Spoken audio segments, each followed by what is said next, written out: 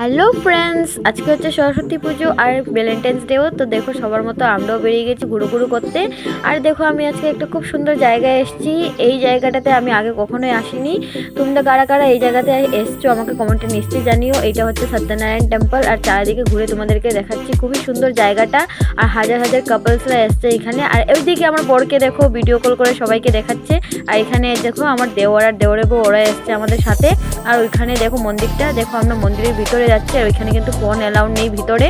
দেখো এবার দর্শন করে আমরা এখানে বসে আছি চারজন আর বসে বসে সবাইকে দেখছি কে কীরকম কাপড় পরেছে। আমার তো খুবই ভালো লাগছে সবাইকে দেখতে, সবাই অনেক সুন্দরভাবে সেজেছে।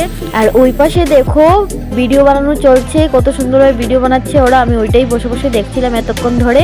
আর কত লোকজন বসে আছে সবাই দর্শন করে করে। আর দেখো আমরা এবার বাড়ির পথে চললাম। দেখো কত সুন্দরভাবে রাস্তায় লাইটিং করা আছে, এটা তোমাদের সাথেও শেয়ার করলাম, খুব ভালো লাগছিল।